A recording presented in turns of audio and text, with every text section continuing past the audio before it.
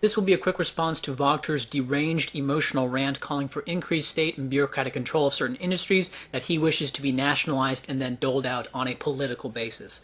First statement he says in this video is that free marketers say that the market is the answer to everything. And this is sort of true, but not in the way that your tribal communist brain might think, Wagner. For example, an atheist claims that all answers are temporal and in this world, and they have a complete theoretical disbelief in a God. Similarly, an anti-statist has a complete theoretical disbelief in the effectiveness of state intervention.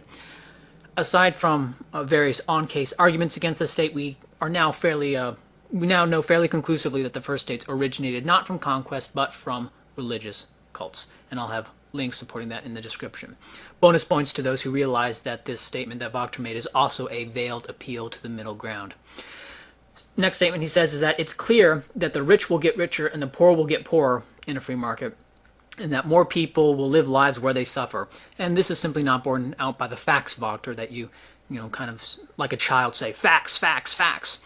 Okay, but it's not borne out by the facts. During industrialization, under what you and I would call a mostly free market in the U.S., life expectancy, hours worked, and real wages rose in the U.S.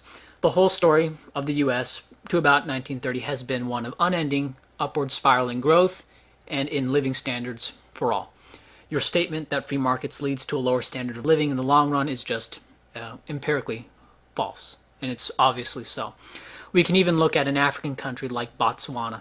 Unlike its neighbors, Botswana has elected a more free market and less democratic path than her neighbors, and the result is a standard of living about on par with Hungary and Poland. Contrary to what a lot of Chomsky drones say, sub-Saharan Africa, aside from South Africa, although that's changing, aside from South Africa and Botswana, sub-Saharan Africa is heavily statist. Statism is primitive, it's not high-tech. Okay, and it's very hard to start a business in these places, hard to, high income tax rates in these places, and the result is, chaos. Then he said something like, a report involving Sweden, Denmark, and Norway shows that the best way for any country to prosper comes from equality in regards to human rights, education, and healthcare. Now, first off, reports typically don't say this, but what the report probably said was that Sweden, Denmark, and Norway are doing well, and they have these policies. And so the report doesn't say that. Wagner infers that from the report, but we'll skip that. First off, this is an impossibly vague statement. I don't know what education entails, and I assume Wagner means schooling here. And so schooling equals education. Okay, and that's what most people say. So equal access to schooling is important. Well, I have a little report here that shows that online schooling and off-campus schooling actually results in students doing better per hour than in school. And it's also common knowledge that homeschooled kids blow away their state-educated peers quite regularly. It's totally possible for kids to go through all the classes online for virtually nothing, so there's your equality of education, and it's quite literally equal because people will be receiving the same digital files. I urge people to look up the Khan Academy for an example of how this may be done, and to an extent is already being done. State mandates and intellectual property laws prevent this truly egalitarian solution from happening, this state that you worship, Wagner. Equality of human rights. Well, I'm not sure what Wagner means by this. Human rights can mean anything. But I'll just say I am for nobody having the right to vote. I'm for nobody having the right to any social welfare service that is not voluntarily, quote, voluntarily, close quote, funded. I'm against them from having the product of anyone else's labor. I'm against taxation and them having access to that welfare pool. And I'm for law to apply equally to everyone. So yes, I'm for equality here too. I'm for equality of human rights. Okay, it's just that I don't engage in this rights inflation that a lot of statists say, and they say I have a right to these products and services. For the medical services, yeah, the prices has increased due to state controls that actually reduce the number of colleges, and since only doctors from state-accredited schools can legally practice medicine, this artificially increases the price of medical services in the U.S. I recommend an excellent article by Roderick Long called How Government Solved the Healthcare Crisis, in which he shows how fraternal societies all throughout the U.S. pooled resources to get a bulk discount with doctors, and that's how poor people organize themselves to get doctors. And the poor people, they had control over their medical services far greater than they do in the current status system. Overall, a day's wage could pay for a year's worth of medical services, which makes sense if you realize there's about one doctor per 1,000 people. That's 1,000 days, so the doctor would make about 3 times as much what those people were paying. So that makes sense. and there was enough slack in the system that those who couldn't pay still got service through the fraternal system. These arrangements were legally curtailed by the American Medical Association through lobbying the state to impose laws. If you're more interested in more the specifics of that, check out that article. And so now there is less equality, not more. There is less equality in medical services in the U.S. than there was in what was more of a free market. There's a two-tiered system in the U.S. today, just as there is in Canada and the U.K., and I'm sure in Denmark as well, where the rich and politically connected get services and everyone else doesn't. Whereas in the old fraternal system in the U.S., poor people could get medical services much better than they can today, and on a level that was much closer to their contemporary rich people than poor people today. Then he says something about free marketeers say that the best way to have a dynamic society is to have a gap between the poor and the rich. And this is just wrong. This is just wrong, Walter. You're stupid.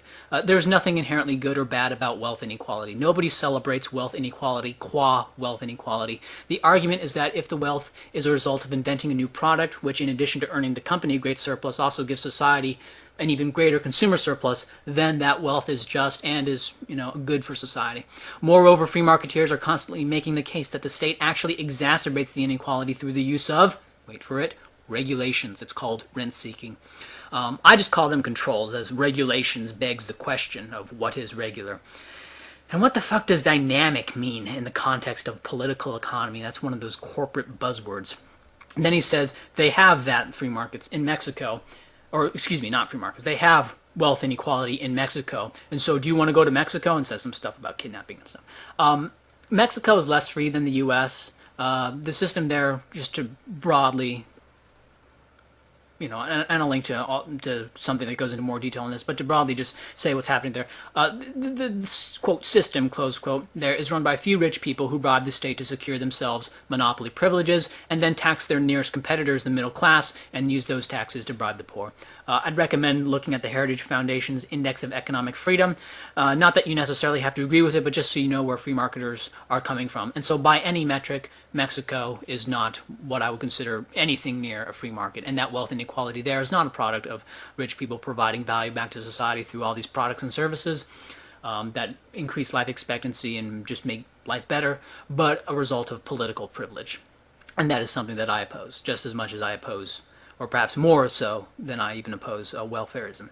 Then he says, do you really think that there would be this kidnapping for ransom problem in Mexico if there was more equality and no poor people? And this is stupid. Wagner just made a leap here, that there being equality and there being no poor people. Around 1000 BC, everyone on the planet was a subsistence farmer, just about. And in that time period, there was, as close to global equality as you could be, a standard of living of about $500 a day, what we would modern equivalent, and it was probably the most equal time in world history, and of course it sucked. And then he says the greatness of Denmark, Sweden, and Norway was done by having a society with equal opportunity in schooling. In the U.S., there is not equal opportunity because of the price, and I actually agree with this. The college system in the U.S. is a cartel insulated due to professional licensing laws. For example, to become a doctor, you have to go to a college accredited by the state, and this limits the supply of colleges, who can then charge monopoly rates for colleges. To digress, currently the U.S. government is pumping more money into colleges, but there is no concomitant increase in supply, and the result is that colleges just become more expensive. College should cost about $3,000 per semester per person in 2010 dollars. If we assume there are 50 students per professor, that's $150,000 per professor, which is enough for him to maintain a trailer and have a decent salary and to do buy whatever other supplies are needed. Maybe it would be more or less depending on what kind of degree you're actually getting, but about $150,000 for the professor, so about $3,000 per person, that's enough, and no administration is needed. It's really not. So there's college on a free market. Equal access to what actually matters, instructions and a schoolwork environment. So then he goes on and says stuff about the government in Denmark. I don't know anything about that, but if Wagner hates them, they're probably pretty good. Then he says, free marketeers say that a society like the Danish people that like the Danish make people lazy. Danish workers are actually some of the most effective on the planet, and then most Danes take their work home or whatever. And yeah, maybe some free marketers make this lazy argument. I don't know anything about Denmark's welfare schemes. I don't know how it's incentivized. You can have a welfare scheme that incentivizes people to be lazy. You can have a welfare scheme that only pays people if they have some sort of job, even if they're earning 5 cents an hour. They have to work in order to receive welfare, and so that's not going to incentivize. I mean, there's all sorts of ways you can do this. I don't know the specific of Denmark's welfare schemes. I know certain welfare schemes in the U.S. in the past fostered laziness because it wasn't tied to work. Then he says, to have progress on the planet, equality is the way to go. Get rid of poverty. Something like that. And we've already established that the total market is the best way to raise the standard of living for all. And so if you're interested in raising the standard of living for all and eliminating poverty, however defined, free market's the way to go. Then he says, the more equality, the less crime, and the less fear and bigotry there is. And this is a silly statement. Equality in what? And what is meant by bigotry? I hate Islam and have a negative prejudice against Muslims. Is that bigotry? Or is that rational? Or is that a mix of both? And moreover, to your point, does the Muslim earning the same income as me change this at all? No, it doesn't. The equality of economics doesn't change my bigotry regarding Muslims. Wachter, you're an idiot. And why is not having fear a good thing?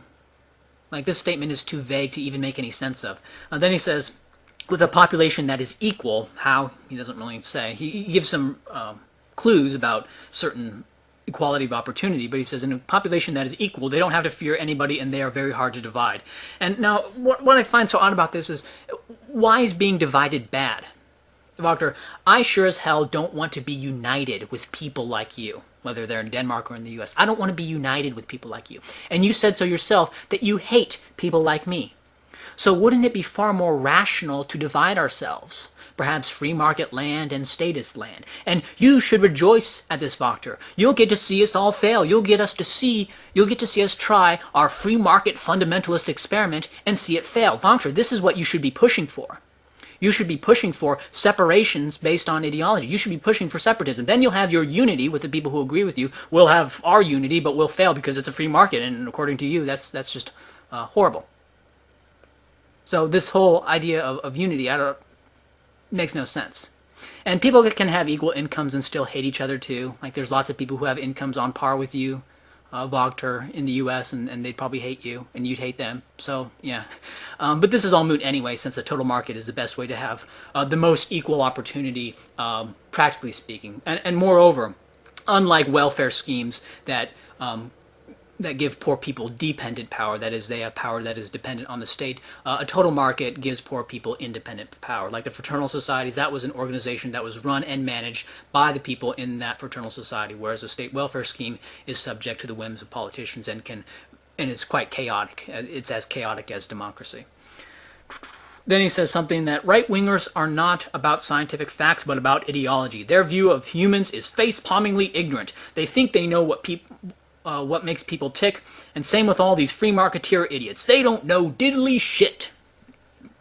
And this is truly a hilarious objection. The whole point about a market is that no central planner knows what people actually want, how long they want to work, what is the correct wage for a particular task, or anything like that. It's precisely because free marketers claim not to know what people want that they advocate a market. You are the one, Wachter, trying to impose an order on people that they don't necessarily want or that they choose to buy.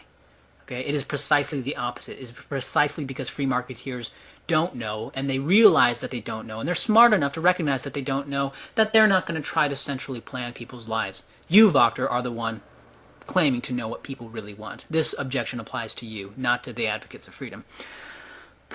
When he says we need to have solidarity with each other, work for the common good, yeah, just more tribal communist chest pounding. Then he says, heavy statists and interventionists today think that they're alone. You're not alone. Says something about you're not being alone. And I don't know. Like, maybe you think you're alone if you're fucking retarded. The Young Turks is like one of the biggest political channels on YouTube, maybe the biggest one. Fox News is like center-right on economics issues with some dumb social commentary. I mean, they're not that radical libertarian on Fox News. And the rest of TV all advocates social democratic interventionism. They all support democracy. And it's no secret that, quote, academia, close quote, broadly speaking, is heavily statist, professing from their privileged temples of state-imposed barriers to entry. And if you haven't noticed, Obama got elected, not Ron Paul. So if you're a heavy statist and you think you're alone, you're more retarded than I thought. So then he says, so start talking with each other in groups. What kind of society do you want? Do you really want a society where the poor can't afford a hospital and are dying in the street? Yeah, I mean, yeah, the poor in the streets thing, that's the society today, and it's a result of state intervention in the medical industry. Okay, then he shows some prison stats in the U.S. that I actually agree with, right? The state-run prison system in the U.S. is crazy, and the state legal system that sends too many people to prison is crazy, right? That's another failure of statism in the U.S. The other stat he shows is more Americans living in poverty, and this is just stupid. First off, he doesn't define poverty. In 1800, by our standards, everyone was in poverty. And moreover, poverty could be different. If poverty is done by just a percentage of income, then if people are wealthier in the U.S. than in Denmark, then someone who's poor, considered in poverty in the U.S., could be considered middle class in Denmark, and you could say the poverty ratio is higher in the U.S. So how are we defining poverty here?